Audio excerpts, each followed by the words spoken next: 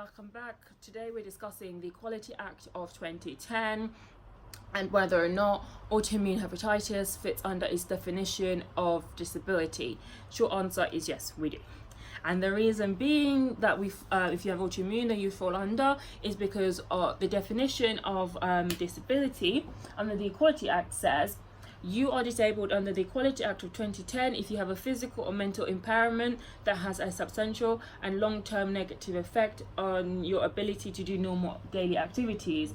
The Equality Act of 2010, I'm afraid, does not apply in Northern Ireland. I apologize for that. Long term means 12 months or more, and then substantial is more than minor or trivial things. So for example, if it takes much longer than usual to complete a daily task like getting dressed, washing, preparing your meals, eating, things like that.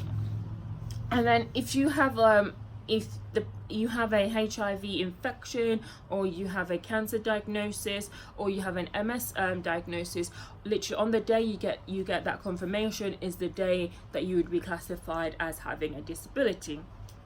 And then so with that, but if you have like an addiction to things like non-prescribed medication or alcohol, you're not disabled. So with the help of this definition, you are protected against discrimination. So your workplace has to make reasonable adjustments for you. So meaning they have to take into consideration your hospital appointments, so like your clinic appointments. So not appointments, like, no offense to like GP, like dental appointments, no, like clinical appointments with your consultant and things like that, they have to take into consideration, and they have to make reasonable adjustment, meaning they can't have a go at you for going to see your doctor. I used to have that issue in the past, but I've learned now. And then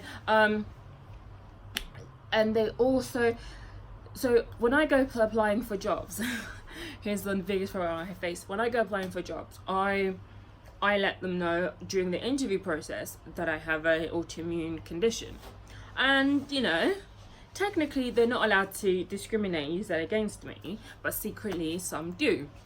I mean, if I could prove that they have not taken me on for the job because of my condition, then I could sue them. But obviously I can't, because I choose to disclose myself, which is another thing. I technically, by law, do not have to disclose my condition. I don't need to tell them, but I choose to tell them because I'd rather let you know from the get-go that I have this, rather than me going to occupational health, telling them in occupational health, and then you know, saying that I lied or blah, blah, blah, and things like that. And in the past, I did get offered a job. This was an NHS trust. I got offered the job. They were fine with it. I went to occupational health. I did my health checkup and things. The doctor in occupational health actually gave me clearance and said, yeah, it's fine for you to do the job. The only issue was because she wrote, obviously, to my manager and said, yeah, she has a condition and you will need to make reasonable adjustments for her. So because I also have chronic back and joint pain, so it means I don't do heavy lifting and things like that, and all of those things were listed in her recommendation. And then I go away for a weekend, and I'm waiting for my start date and everything, because I know for a fact they got my occupational health stuff. So once I got given clearance, I just needed my start date. I'm waiting for my start date. These people are not replying to my email or anything. So then come Monday, I decided to call them, because I'm like, something's off. My spirit was disturbed. So I was like calling them, and then I emailed, and then someone from HR finally got back to me and was like, oh, the manager took back the job offer because they want somebody who can be in the office all the time. No one, for one, is going to be able to work, you know, for the whole 365 days a year without having a sick day or anything like that. Like, that's BS, for one. And two, You was fine with me until they told you to make reasonable adjustment. Like, it was just utter, like, so you see, I could have, if I knew what I know now, I could have sued them. I could have sued this trust because they lied and they treated me like BS. Like, I could have gone to my union and I would have been raking it in right now because I would have had a case against that NHS trust. But you know, we learn and we live. And then I also met a young, she's not that young, she's not younger than me. She this girl, she was doing an apprenticeship. She was 18. Yeah, she was doing an apprenticeship, and it was like at a nursery or somewhere like that. And because she was having to take time off to go to her hospital appointments, they then started making you know, like sly comments and just making her working environment really difficult and uncomfortable for her, to the point where she decided to resign.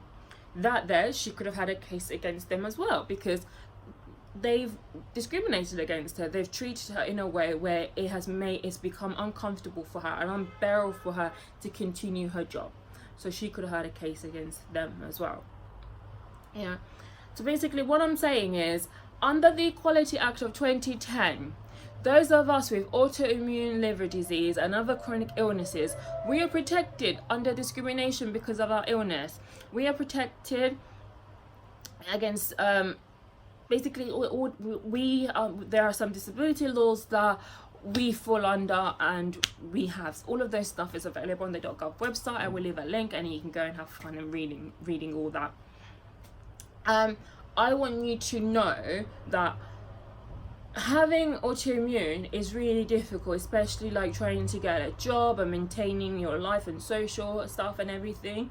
But don't let people, like, one thing I've been discussing like today with everyone is we're entitled. We can apply for benefits. There are certain benefits out there that we can apply for, but the government don't want you to do it. So they want to stress you out to the point where you don't want to apply anymore. Don't fall for it.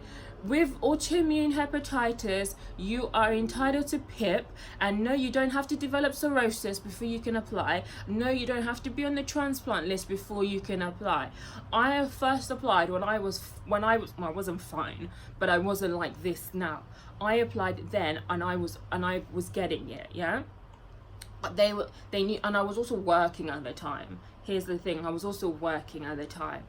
So wherever these people say, like, because of the new government, like, you guys know I'm not a fan of the government as it stands. So things have gotten harder. So they've increased like the waiting time from when you first apply and you hear back from them and you get your assessment.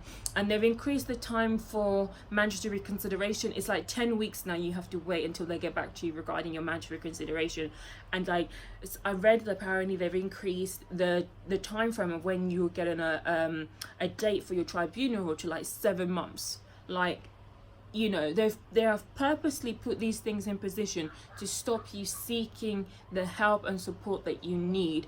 Don't give up. Young people, those who are in education and training, you can apply as a disabled student. So if you're off to uni in October or whatever, or you've already started, go and try and sort that out ASAP. You can apply as a disabled student, and you can get some support during your whole course. Yeah, there's loads of support there. It's just about getting it and waiting through it. Like, the waiting time will literally put you off, but hold on firm.